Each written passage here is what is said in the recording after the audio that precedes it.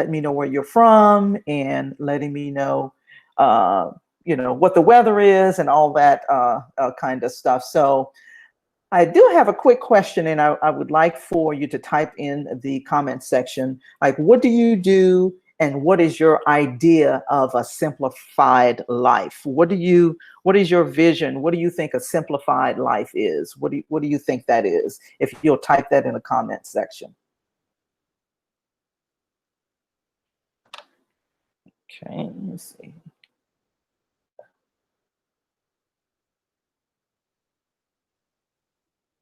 All right, all right. Studying hard and feel like I always need more, more than yeah, exactly, exactly, exactly. That's exactly what I hear.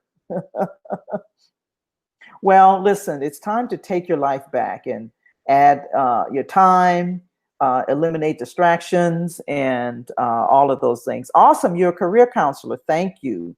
Awesome. Thanks for commenting. So what we're going to do is I want to show you, some ways that you can simplify your life. You can take back your life and in your time, and you can eliminate distractions and minimize stress, because that's one thing that when your life is not simple, when things are hectic and overwhelmed, which is a lot of what we're experiencing now, you feel stress. You feel like you don't have enough hours in a day. Things feel kind of chaotic. So what you're going to discover in this uh, webinar tonight, I'm going to share the top 3 areas of your life that's impacted by clutter. I'm also going to share how you can take a systematic approach to eliminate clutter. I'm also going to share my top 3 tips for home and office organization. And so you're going to get some great tips. You're going to get some things that you can, walk away with. And what we're going to do at the end of the call, we'll have, a time for Q&A, see if you have questions or anything like that. There's really nothing for sale here. But I'll definitely, have a way that you can contact me, get on my calendar, things like that. So those are the 3 things that we're going to talk about tonight. And again, I'm excited that you join me. Now, those of you that's on the call right now probably have never heard of me or, have no idea who I am. So I do want to give you a little bit of my background, just so you know that I haven't always had the perfect situation. I still don't have the perfect situation, right? But I was at an early age, I was a caregiver. And somewhere around, in junior high school, up to my 30s, actually, my parents, they were, aging, and they, had a lot of different ailments and things like that. And so I was a caregiver. And so I had a lot of responsibilities. I had, a lot of responsibilities at a young age that required that I quickly learn to be organized, that I learned to, my time and all of those things. And so, I've been, officially and unofficially in this space for a long time. And and that's the reason that I share that with people, because, sometimes you are placed in a position where you have to learn these things. And sometimes, people are just naturally, organized or what have you. I would say that I am probably more naturally organized, but I also had to learn a lot, and I had to learn quickly and at an early age. And as a result, I mean, I love being organized, and I love, my life being simple and it's less stressful. And so I've really experienced a lot of the benefits, when it comes to, being more organized. Now, with what I've learned, from the years of working and studying and consulting in this space, what I'm sharing with you actually really works. And so early on, when, as a young child, I didn't know how these things were going to turn out. I didn't know that that would be, my career, so to speak. And it hasn't always been my career, but it's been my career for the past 20 years as a professional organizer, as a consultant, organizing consultant and coach, and in the productivity space. And so, I've studied a lot of a lot on productivity. I've studied a lot on time management, and I've put a lot of things into practice. And I have worked with clients on this. So I've been in this space for a long time.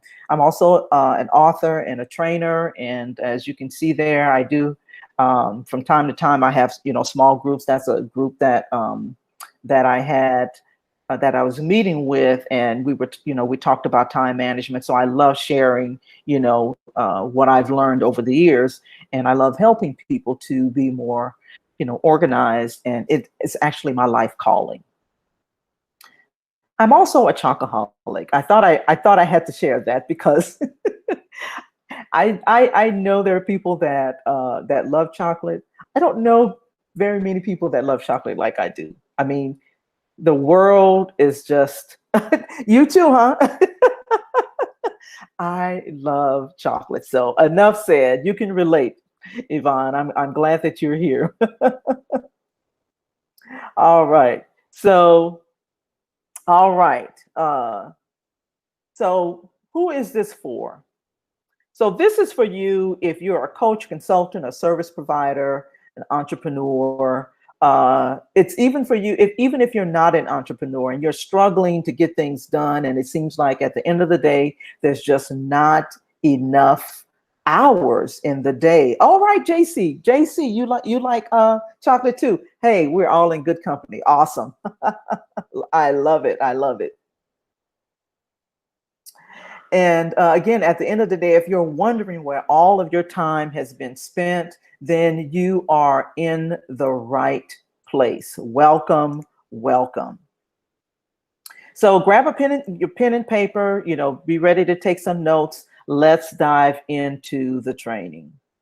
So whenever I talk about a topic, I usually like to start with definitions. So tonight, although we're talking about how to simplify your life, but we're actually talking about clutter as one of the things that keeps you in overwhelm and in chaos, right? And so I like to always start out with, a definition.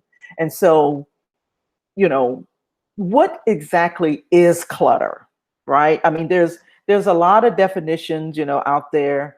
Of course, I Googled it, I know what it looks like. I know what it feels like, but I wanted to have like a definition for, what clutter is. So basically clutter is are disorganized items in one place, or is disorganized, items in one place. Actually, I didn't say that right. It's disorganized items in one place, like a pile of clothes, mixed with other items, whether it's toys or photos, paper, whatever that is. Now, that's one example of physical clutter, right? There are many other types of clutter, and we're going to, get into that in just a second. So now let's kind of move into what causes clutter. Okay, there are many causes of clutter. Some are physical, like I just described, and others are emotional and mental clutter, right? Yvonne, I'm sure that, you may even, talk to clients, as a counselor that, things are, pretty chaotic in their lives. And so they may have, some mental or emotional clutter that they need to get rid of, that's causing physical, that's causing it to appear in their lives, physically. And so there's usually, other symptoms that's causing the clutter. So there's the physical clutter is usually like a symptom of things that's going on internally. But again, there's a lot of causes of clutter. Physical, others are emotional, it's emotional clutter, mental clutter. Some are a lot more obvious than others. But there are a lot of different, things that can cause people to, get into disarray, right? Life changes, maybe, sometimes I've worked with clients that they've had a major life change in their life, either was a divorce or a death, or they got married, or, they moved, and so there's a lot of things that can cause, people to get into a place of, of having a lot of clutter in their lives. And so, uh, as I said, there's a lot of different causes. But when you think about clutter, you probably imagine, those piles of magazines and paperwork, or things covering up your, countertop, and, junk on the stairs, all that kind of stuff. But the bottom line about clutter is that, and I love how Barbara Hemphill describes it, clutter is nothing more than postponed decisions. It really is. It's even when it's emotional clutter, it's postponed decisions, right? When it's physical clutter, it's postponed decisions. You need to make decisions about things. And so a lot of times we get into that, space of disarray and disorganization when we haven't made a decision about things and stuff, right? And so it just starts to pile up. Even relationships, right? I'll kind of touch on that a little bit too. And so intrusive thoughts, right? List of must-dos and regrets, or missed opportunities, unfinished work. All of that is clutter, right? Postponed decisions, right? And so it can really wreak havoc in a person's life. And so I've experienced it, and I'm sure, some of you may have experienced it. And so it can really be very, very stressful. Okay. Um, and like I said, there's really actually an endless cycle between the physical clutter and the mental clutter. There's just so many things that can wreak havoc in your life when it comes to disorganization from all different types of places. Another place that you definitely want to be aware of, another thing that you want to be aware of, is that, there are ways that you need to protect your energy, right? There are things that you need to, and I'm going to get into that. I may be getting a little bit ahead of myself, so let me go ahead and keep going on that. But I just wanted to make sure that people understood that it's just not the physical clutter that they see. And as a professional organizer, that um, uh, I've seen a lot. Trust me when I say I've seen a lot of situations and a lot of clutter. And I know that, you see the shows like Hoarder, the hoarding show, and all of that. And a lot of times when I've gone to clients, because now hoarding clients, I did not do. I know people that actually have clients that, that are hoarders. Um, that was a little bit above my pay scale, if you will. I would always refer them to a counselor when I had those kind of clients, because you have to find out, like I said, what the symptoms, the what you see is just, an outward symptom of what's going on internally. So, there's an endless cycle between the physical and the mental um, clutter and disorganization, whether it's in your workspace and your life, and what have you. So I was actually sharing a little bit about, what causes clutter, right? And again, um, people tend to see clutter and they may not know exactly what is causing it. But let's talk a little bit more about what causes clutter. One of the things that causes clutter, and this is an obvious thing, is excess physical possessions. Now, I said a few seconds ago, that's actually a symptom. So there's usually something else going on. Now, again, I'm not, I'm not a therapist, I'm not a psychiatrist, and so I don't come from that space, but I've seen enough clients that's disorganized. And as a matter of fact, I just thought of an example that I have of when I used to work in corporate America.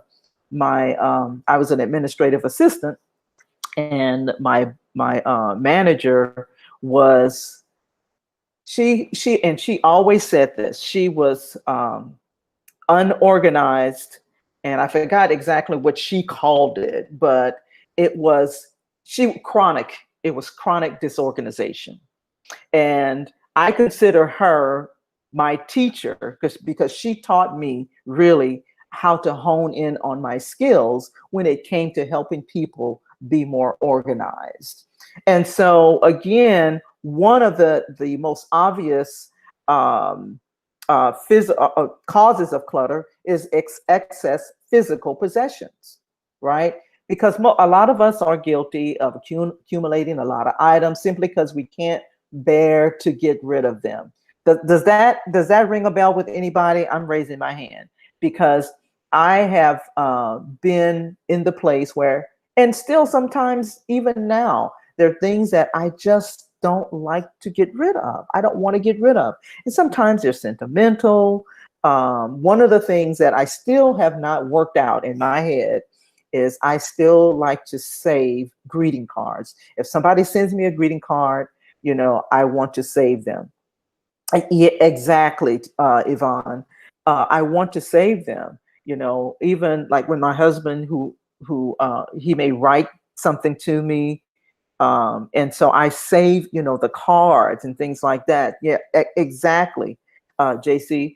And so I like to save them, because they have sentimental value to me. Okay, so what you have to do is just figure out a way to and I'm just reading some of the comments. I always think, yeah, I'll use it someday. Exactly, that's exactly what you have in your head. It's like, I'll use it someday. And believe it or not, there's been times when I have, there's been times when I was like, man, I'm so glad I did not throw that away, right?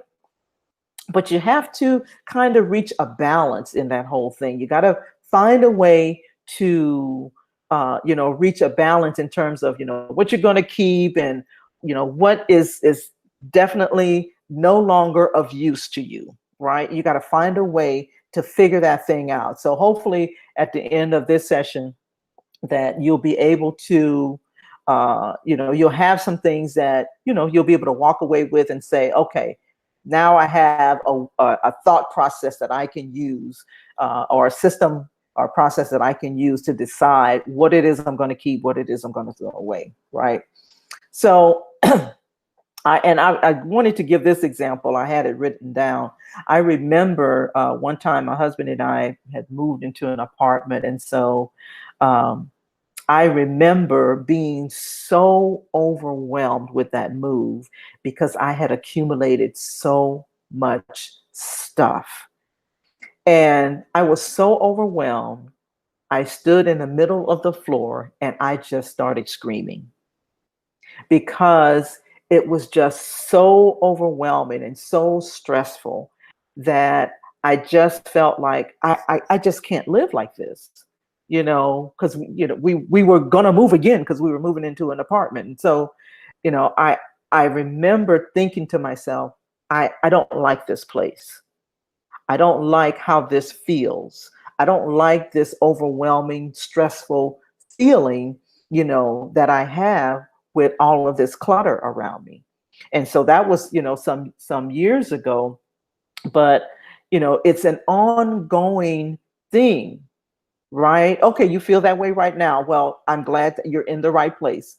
And so it gets to be so overwhelming sometimes that you can just be stuck, right? Just paralyzed, just stuck, and you just don't do anything.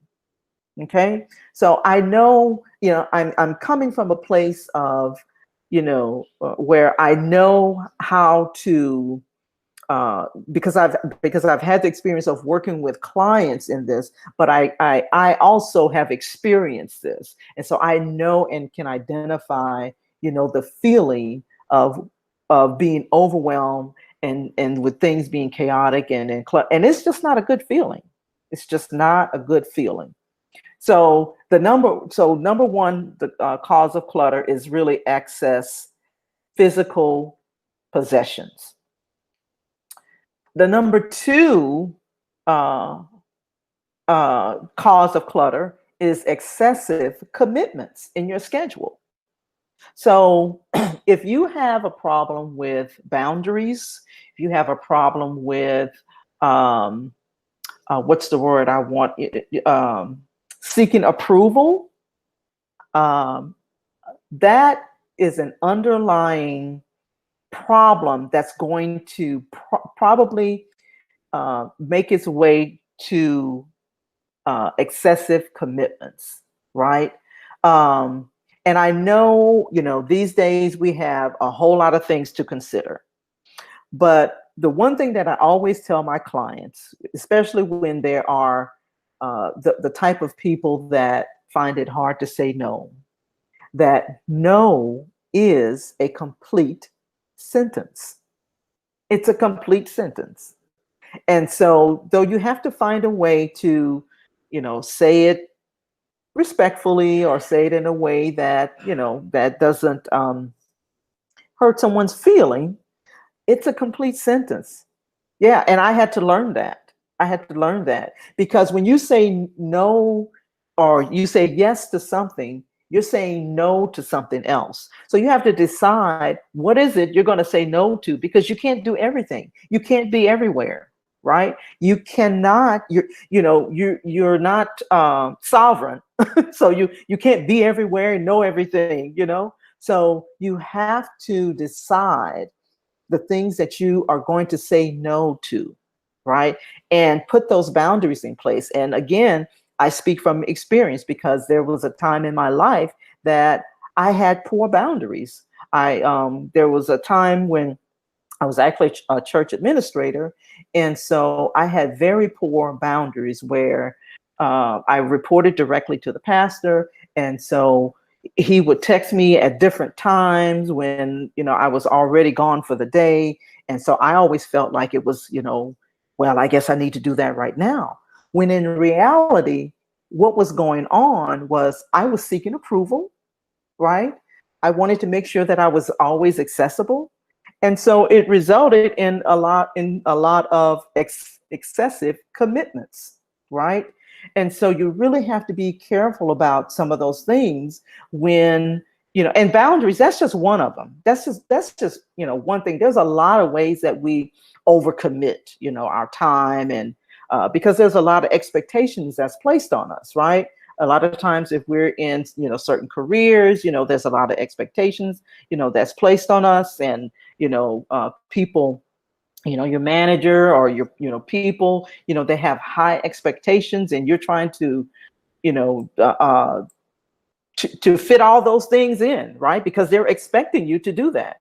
You may have children, or whatever it is. So excessive commitments is another thing that can cause clutter. Okay. All right. So the third one is it's like other elements. I call it other elements that weigh in on your minds, right? So a few seconds ago I was talking about external things that can impact your mental capacity. Things like social media. That is, if I can stress to anyone on this call, if you can minimize your exposure to social media. Now, I say this knowing that a lot of you got on this call was because you were on social media. But if you can minimize some of your exposure to social media, to the news, right, to a lot of things that you don't have to you don't have to watch the news 24/7. right? But all of that is just it tends to overwhelm you, right? Because there's so many there's so much that your brain has the capacity to hold, right? And so when you are just, you know, all of these things that impact your ability to handle all the clutter, you got to manage all of that, right? You got to manage all that. So social media, you know, the news, all of that is, you know, a lot of negativity, you know, you got to manage all of that. I have come to the point now where um, I, I actually, there's 2 times a day that I will actually get on social media. I would get on social media in the morning, and then I'll get on social media in the evening. But I didn't realize one time, well, actually, this is when I realized it. One time I downloaded this app on my phone, and you probably have heard of it. It's called TikTok, and I had not used it. And so everybody's using TikTok. So I wanted to see what it, you know, I was like, everybody's talking about TikTok. Let me go check it out. Right. So I went and I checked it out. 3 hours later, I was on TikTok for 3 hours, just scrolling, just scrolling, just scrolling. And I thought to myself, huh, that is not the best use of my time. But you can see exactly, Yvonne, you can see how you can get sucked into all of that. So you got to manage all of that, because, you know, that's a lot of time that you're spending on things that you can repurpose for something else. I talk a lot about that in my time management webinars and courses. But you have got to manage all of that, these other excessive elements that weigh in on your mind, because whether you realize it or not, it is impacting your thought capacity and your brain power and your bandwidth, if you will. It is impacting that.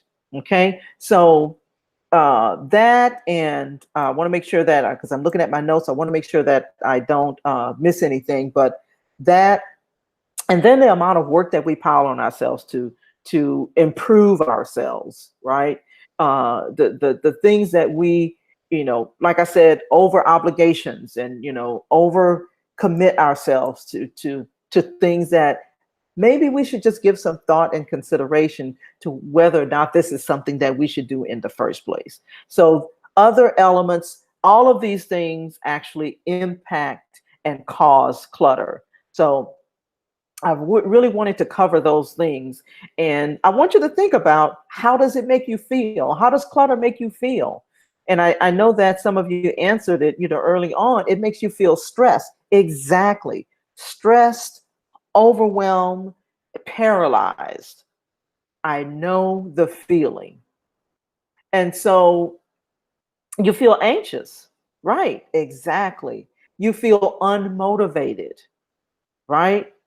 And so when you have that, you know, the amount of external clutter that can cause internal pressure, it's up to you to control all of that. And so that's why I'm doing this webinar tonight, uh, you know, because I want to show you ways that you can simplify your life. I love this quote by Albert Einstein. Yes, absolutely. I'm glad you're here, JC. I love this quote by Albert Einstein. It says, out of clutter, find simplicity. From discord, find harmony. And in the middle of difficulty lies opportunity." And that's what I want for you tonight: simplicity, harmony, and opportunity. So let's move on to another. We're still talking about clutter, and basically that's what we're going to be talking about for this session. Uh, which areas of your life that clutter affects, right? So I've already pointed out, you know, some of the external things and emotional and, you know, mental things that can happen, and all of these types of clutter, you know, can have a major impact on so many areas of your life. But what I want to cover right now are the 3 top areas that that's impacted by clutter. So the first, and I hope you guys are taking notes too. So the first obvious area that you can feel impact is your home. Because, and especially right now, you know, quarantine, right? I mean, we're having to adjust to a whole lot of different um, things, right? I mean, we're in quarantine, so now everything in our home has to fit all kinds of purposes, right? And so we have to find a way to deal with so much stuff, right? And so the best thing, I mean, the one the first area of impact is going to be your home, because that's where you spend most of your time, right? And stuff can build up as tasks get left undone. You know, you may have a pile of magazines, if people still get magazines. I know, not everybody still gets magazines, but some people do. But my point is, the more messy and the more disorganized your home becomes, the harder it is to get motivated to sort it out, right? The more negative the mental and emotional impact becomes of living in such an environment like that. It impacts you mentally and emotionally, right? And so you become unmotivated. So the home is the first place of impact.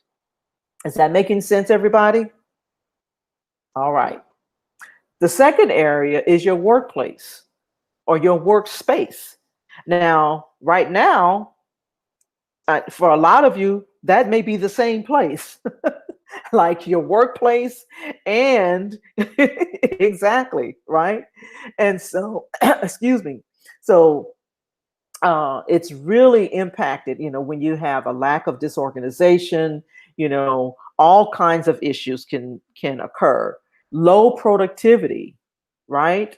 um and just like I said, you're not motivated, because when you, and I don't know if a lot of you are working from home, and you have um you know maybe you have children and they're homeschooling.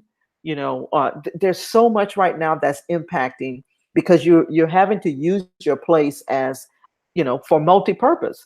Right now, for my husband and I, we're both working from home. And so, we have a small space. And so we have to make a lot of adjustments and do, whatever we need to do in order to keep things organized. And so, what you see in terms of, your visual, what I call visual noise, right, will impact your productivity. Because when you're working from home and you see a lot of things that need to get done, your mind is racing and you're thinking, oh man, maybe if I just go ahead and get that done, if I just take out the trash, or if I just, wash these dishes, really quick, or put a load of laundry, in the drawer. You gotta find a way to balance those things out. Okay. But when you have all of that around you, you are impacted, and it impacts your productivity. It's really difficult. And I know for me personally, it is difficult. If I have a whole lot of clutter around me, I cannot focus, because I am looking at stuff. So in order to keep things down, to keep my level of stress down, I have to have a clear space, so that I'm not looking at all of that stuff. Because again, in my mind, I'm thinking, man, if I can just go ahead and, get that out of my, out of my face, then I can get back to what I'm doing. Well, that's the other thing that happens. You can't become, you're not going to be laser focused on the task at hand, right? So again, your workplace or your workspace is directly impacted when it comes to clutter. Okay. All right, let's move on. So the third place is your personal relationships, right? I remember as a professional organizer, and let me kind of clarify that I'm still a professional organizer, I just don't go to people's homes anymore. Not just because of the quarantine, but I stopped doing that some years ago because I wanted to I wanted to do more consulting, and so this working virtually and the things that I do virtually is the main part of my business. So, but the third area that feels impacted of clutter are your personal relationships. And so the reason I shared that was because a lot of times and I'll give you an example. When I was going to people's homes, I remember many clients that I have had were their relationships were suffering, the husband and the wife, or the children, or whatever, what have you. The relationship suffered because I remember specifically one that the husband was like, okay, look, we got to get rid of this clutter. Right. And I'm sure if you've looked at any of these organizing shows, a lot of times it's the spouse that's having an issue with the other spouse that has all the clutter or won't throw away things or what have you. And so I experienced that so much when I was going to people's homes and getting them organized, to the point where there would be just this uh, uh, huge argument that would develop right in the midst. And there were times when I would have to say, okay, hold up, everybody take a corner. You go to your corner and you go to your corner, sir, and I would be right in the middle of a huge argument because of clutter and disorganization. And so your personal relationships can suffer when it comes to disorganization. It puts a strain on your family life, right? And it could lead to serious tensions with your partner or your children or your spouse or your loved ones, right? And so those are the three areas that's in the top three areas that's impacted because of clutter and disorganization. So let's talk now about how to take, I went too far, a systematic approach to uh, eliminating clutter. Okay. Um, to be successful in organizing your home, the key to that is taking a systematic approach. Okay. Yes, Yvonne, I understand. I understand completely. Because decluttering your home it's a major task. That's where you are. That's where you spend most of your time. So tackling it in stages, when you approach organizing, when you want to tackle an organizing project, the best way to do it is a systematic approach to eliminating it. And you want to do it in stages. That's the best way. That's how I've handled, a lot of my clients, is to approach in stages. Because here's what happens when you see, all of the clutter and the disorganization. Just like I mentioned early on, when I just stood in the middle of the floor and I just started screaming because I was so overwhelmed, right? I was trying to handle that organizing and that move um, in one big chunk, and you can't do that. It is too overwhelming. So it's just like the saying, when people say, "How do you eat an elephant?" I don't know if that's the right saying, but how do you eat an elephant? One bite at a time. I don't know if it's eating an elephant, but anyway.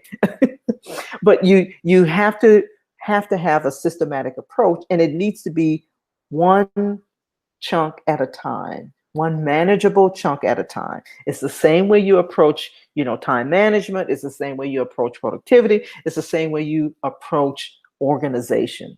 Okay.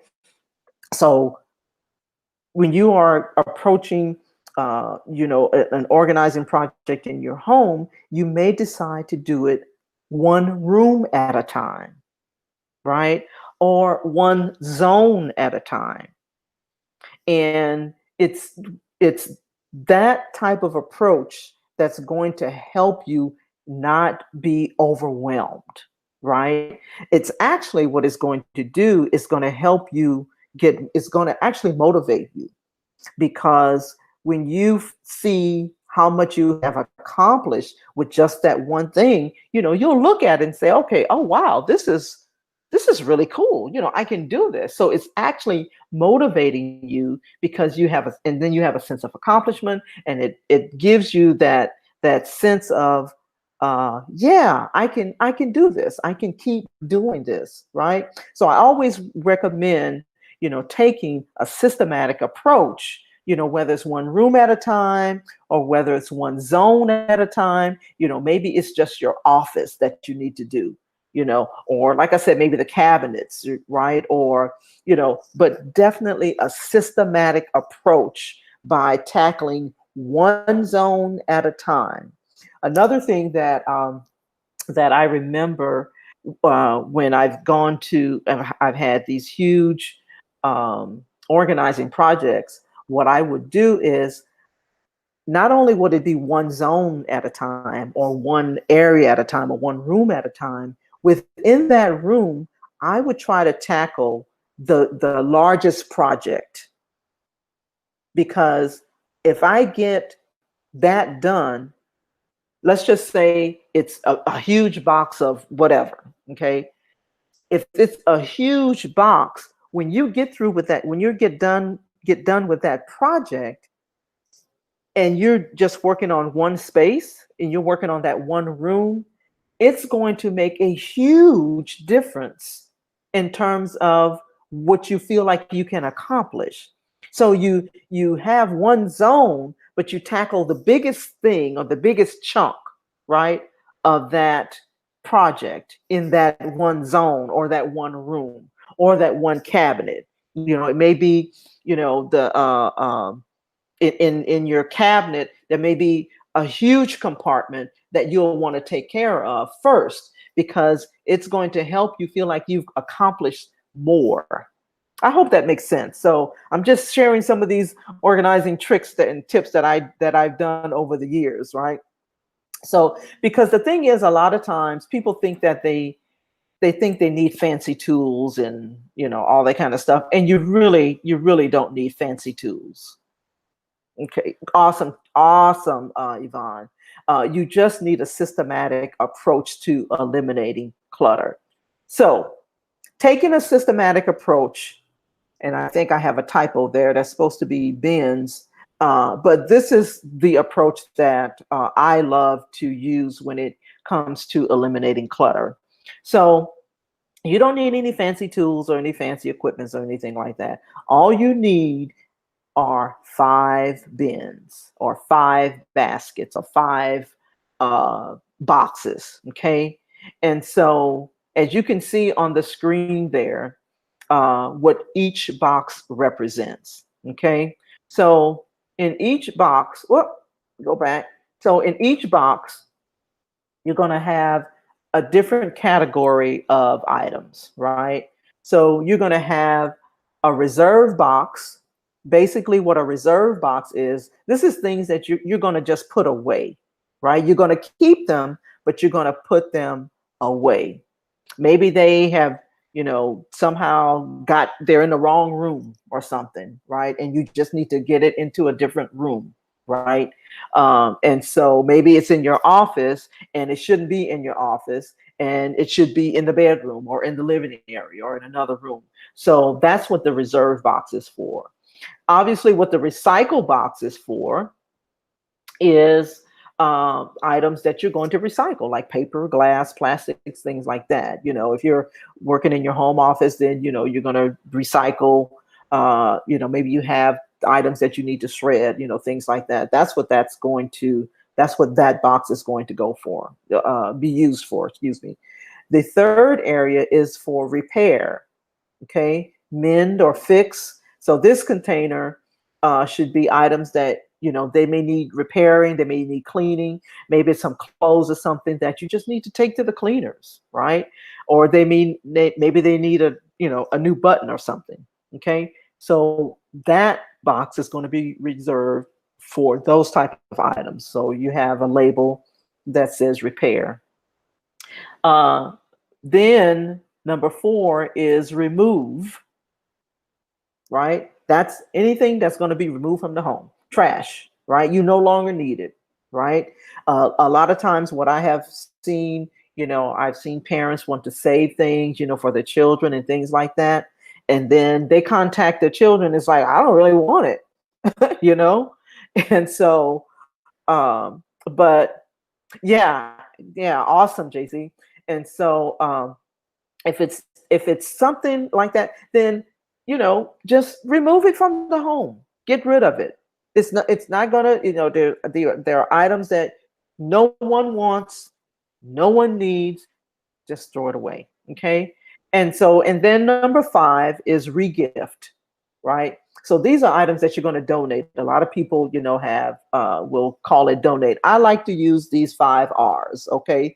And so I call it regift. So if you don't want the item anymore, maybe it's something that you want to donate to charity or give to another, someone. It's still in good shape. It's still usable.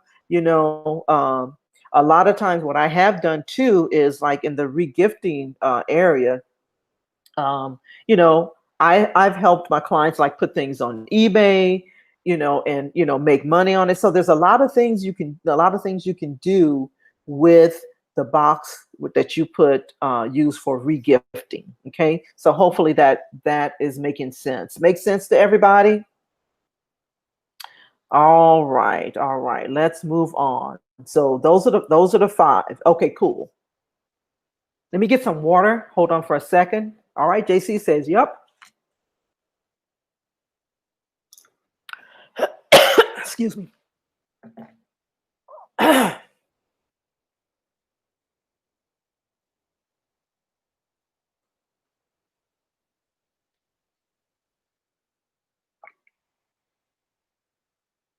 All right. Here's the thing. The good news is this. Oh, all right. My throat got really dry, didn't it? So here's the good news. The good news is that by putting some simple organizational techniques into practice, you can make an enormous difference in your. Okay, okay, I'll go back. I'll definitely go back. Okay, awesome. Give me just a second to drink some more water so I can clear my throat. And I'll go back to those boxes. There we go. And take a snapshot of it. If you can do that from your computer or your phone, take a snapshot of it.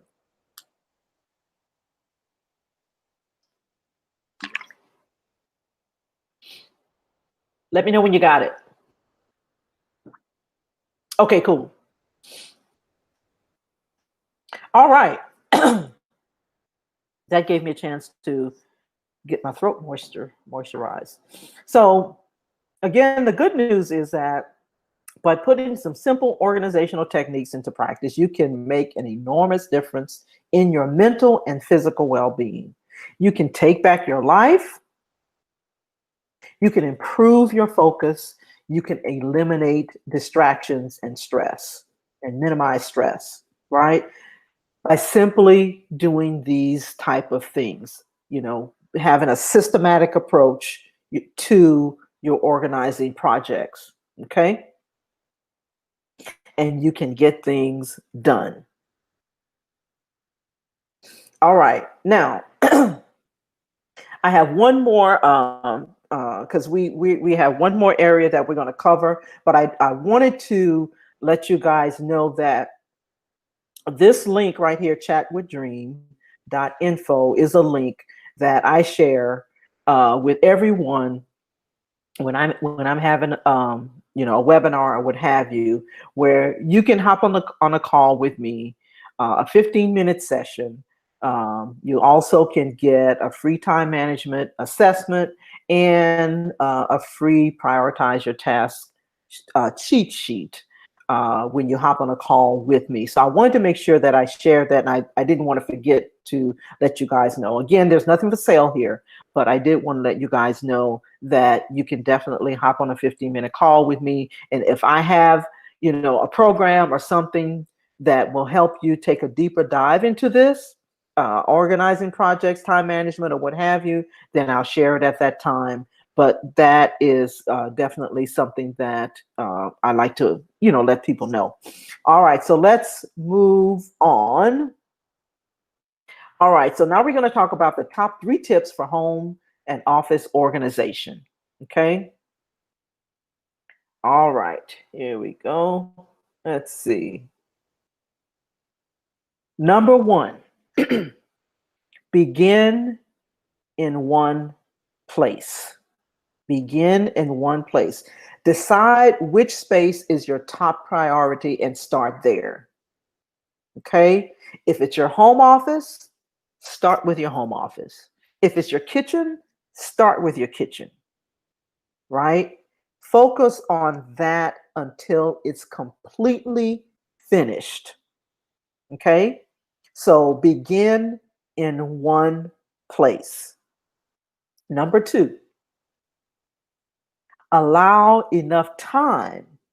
One of the things that really frustrates people sometimes is, and let me say it this way. When I've had clients in the past, a lot of times they have watched these organizing shows or these decorating shows and all this stuff, and they think, okay, we're going to get through with this in, just a few hours, and voila, everything's going to be done. Well, here's my answer to that. It didn't take, it took longer than that to get there. So it's going to take longer than that to get out of there, to get out of that place, right? So you need to allow enough time and have realistic expectations. Oh, I can't talk tonight. Realistic expectations of how long it's going to take you to thoroughly reorganize your home and schedule, and make sure that you schedule a few hours every day to handle the task at hand, right? So allow enough time. Always allow enough time, okay? So number 1 is begin in one place, right? Make that, whatever that space is, your top priority, and you focus on that until it's done. A lot of times what happens is, people start with one and then they say, oh, you know what? I meant to do this one too. And then they go and work on something else. And now you have 2 places that you're working. That's a work in progress. So begin in one place and then allow enough time. Okay. Number 3, think vertically. Think vertically. This is especially important, like if you live in a small, home, a small space, an apartment. You want to make sure that you maximize your storage and shelving going vertically. Okay. So as much as you can, you just take the organizing space up, especially especially when you live in a small space, because it's so important that the thing, well, let me say it this way. A lot of times people forget that you can store like light items, at the top level of your cabinets, or, it's like wasted space when you look at it, right? And so it's so important to just think vertically. So those are the 3 top tips that a lot of us organizers will use. Yes. Yes. Awesome, JC. Awesome. And so it's very, very important. And so one catch-22, I have to find time to get. I'll go back to the chat, okay, in just a second and catch that one, because I don't think I read all of it. It popped up, but I'll go back to the chat, okay? So, all right.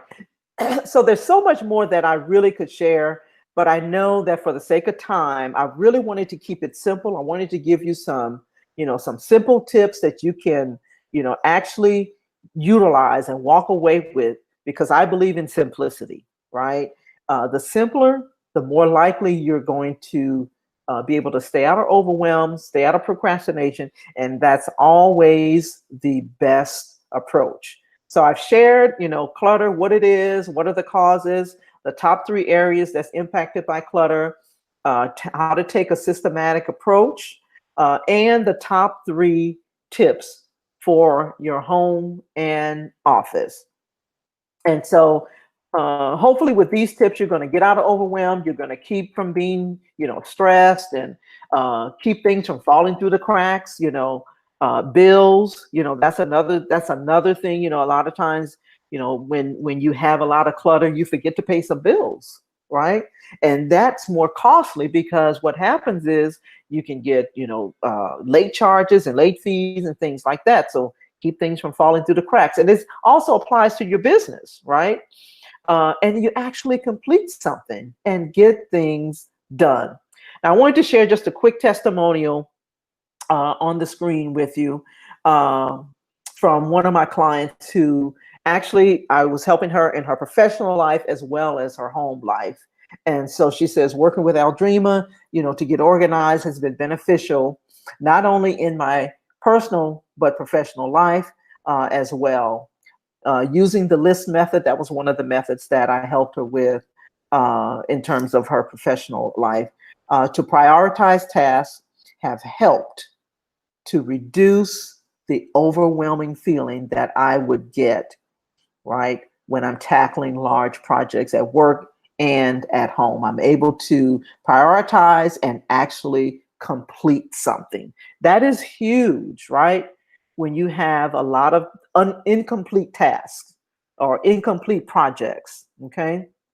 And so I'm going to, this is another testimonial. I'll kind of, keep moving with that. But I really want you to imagine walking into, your space, your home office, that's free from clutter, your kitchen that's free from clutter, and free from clutter and free from disorganization. This is absolutely possible when you work with me. It's also possible if you commit to doing these, things that I'm telling you to do. So, really, imagine that. Imagine going from chaos and clutter to order and organize, or order and organization. Okay. And so, again, I wanted to make sure that I actually, put my contact information there. What happens when you contact me? Like I said, it's a 15-minute session. You get a free time management assessment. It's a download, and then you get a free checklist to help you prioritize your tasks and things like that. And so having said that, I wanted to open up with questions. You feel renewed, refreshed, and